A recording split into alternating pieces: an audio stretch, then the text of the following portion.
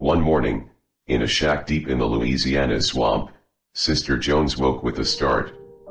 She turned to her husband who was snoring next to her. He was feeling a bit anxious, because he had just dreamed of a beautiful wedding, and since childhood he had been told that if you dream of something about a wedding it is a sign that someone will die. Sister Jones then lay back and daydreamed about who would leave this life on earth for the afterlife, she or her husband, Cephas. And so, about a week later, he got his answer. Her husband, who had been suffering from lung disease for a long time, had a severe cough that met his end and was released from life into the spirit realm. Now, Widow Jones is sad to see her husband go, but she already knew this would happen, because her dream had warned her. Sister Jones immediately covered all the mirrors in the house shortly after her husband, Cephas, died. Everyone in town knows if you don't cover all the mirrors, the image of the dead man will continue to be reflected there. And even though Sister Jones loved her husband very much, she didn't want his ghost to wander around in the mirrors. The following day, Sister Jones buried her husband. Afterwards, she and the mourners returned home and talked about how they would miss old Cephas so much, who had been so stubborn all his life, but suddenly the front door swung open. A cold wind blew through the room and stepping through the door was old Cephas. He walked before all the mourners and said, "You're all talking about me." Then he pulled his favorite rocking chair over to the side of the widow and the mourners and sat down. "What's going on here? Why are you all acting like someone just died? Who died?" "Yeah, no need to explain anymore." Suddenly all the mourners jumped and ran away from the house. But the widow, who was also in shock, stayed and tried to say, "See? Now Cephas, you know you're already dead. So why are you sitting here in the living room and not in your grave? Dead." Cephas said, "How can you say that? I don't feel dead." The widow was very confused now, and she plainly told her husband, "You may not feel dead, Cephas, but you look dead. You'd better go back to your grave where you belong." Even though Cephas was indeed dead, he was still so stubborn. He said, "No. I don't want to go back to the cemetery again until I really feel dead." Then he drew closer to the coals and tried to warm his cold hands and feet, while his presence sent a chill across the room. And from sunset to sunrise, day after day, that's all he did, sat by the fire, rocking back and forth. After a few weeks of Cephas just sitting and sitting, things started to get worse. Cephas's skin turned gray, and looked disgusting. Every time he moved, his joints creaked and rattled. And by the day, he was chattering and rattling more. The widow Jones, who had not seen any relatives since her husband returned, began to wonder how long the body would last. The insurance company didn't want to pay their insurance money because Cephas told everyone that he wasn't dead.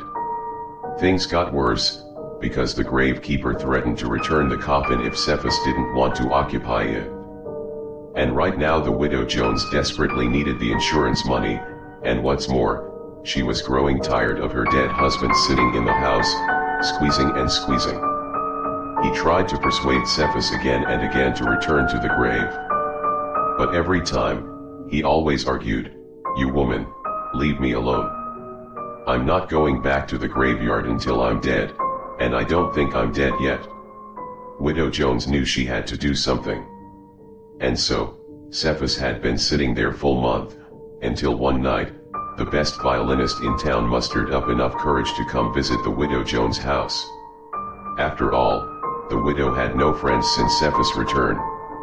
The violinist came in and sat beside Cephas, who was still in his favorite rocking chair in front of the fire, creaking and still trying to warm his cold hands and feet.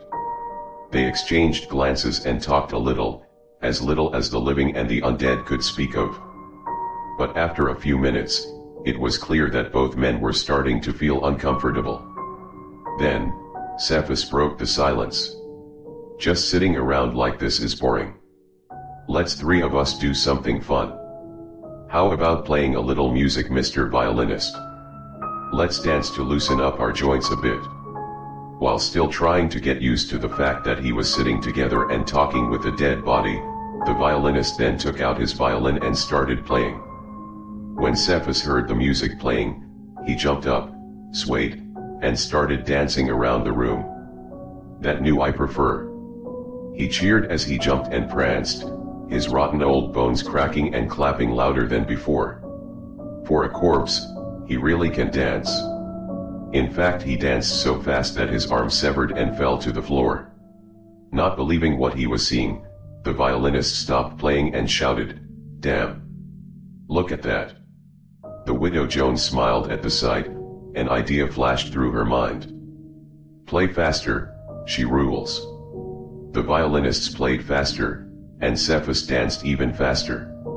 He danced so fast that bits of bone were flying everywhere. Now the violinist was so scared and didn't know what to do. What should I do now?" he begged the widow. The widow kept saying, "Faster. Faster. Keep playing faster." The violinist was too scared to do anything other than what he was told, so he played even faster. Cephas danced even faster, and the player played faster. Cephas danced faster and faster, bones falling every time, until finally Cephas fell onto a pile of bones. There lay Cephas' bones, still the same as before, only his bald head remained. Still rocking on its own. Grin at the violinist. The head bounced around the floor, swaying and grinning. The widow cheered again, "Play faster. Faster." The violinist couldn't take it anymore. He said, "I'm sorry, Sister Jones, but I have to go and get some relief. I will be right back." "Yeah, I'll just tell you." That violinist ran out the door at lightning speed and hasn't been seen since. After the violin stopped playing, Cephas' bald head grinned at his wife and said, "What happened to the music? I want to dance again." The widow turned slowly to the head and said, "The music is over, Cephas, as well as you. You've danced until you're a pile of bones, and it's time for you to return to the grave."